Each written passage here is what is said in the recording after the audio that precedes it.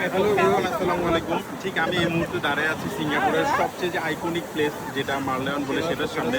আর আমার ডান পাশে আছে কিন্তু মেরিনা বে।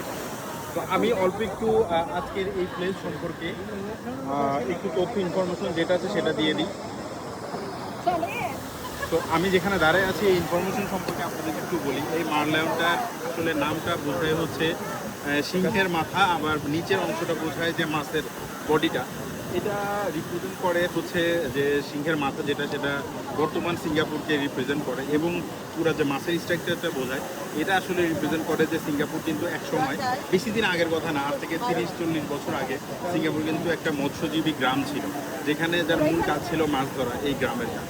আর এটা হলো মারলেয়নের টোটাল, এটা কিন্তু 8.6 মিটার লম্বা, এবং হচ্ছে এটা প্রায় 70 টন ওজনের এই মূর্তিটা। দেখতে ছোট মনে হলেও এটা কিন্তু ওয়েট অনেক বেশি, এবং এটা সবসময় এভাবে পানির যে ফোয়ারাটা এটা ক্যারি করে।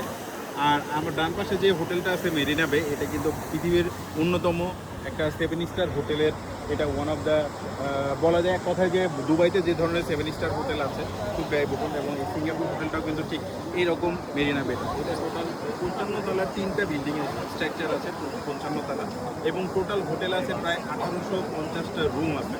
এবং এইখানে পৃথিবীর সবচেয়ে দামি যে আউটলেটগুলো আছে, ব্র্যান্ডগুলো, সেটা কিন্তু এখানে সবগুলো এখানে স্ট্যাবলিশ আছে। তো আরও অনেকগুলো রেস্টুরেন্ট আছে। তো আজকে আমরা ওইদিকে আর যাবো না, এই স্ট্রাকচারটাই আমরা ভিউ করলাম। খুবই সুন্দর, ওয়েদারটাও আজকে খুবই জোস, এবং একটু রেইনি ওয়েদার, কারণ সিঙ্গাপুর কিন্তু সবসময় প্রতিদিনই প্রায় বৃষ্টি হয় এবং খুব নিট অ্যান্ড ক্লিন থাকে। তো আপাতত এই মেরিনা বে এবং মারলেয়ন থেকে বিদায় নিচ্ছি। আমি রনি খন্দকার। দেখা হবে আবার নতুন কোনো সুন্দর প্লেসে এবং নতুন কোনো ইনফরমেটিভ ভিডিও নিয়ে। আল্লাহ হাফেজ।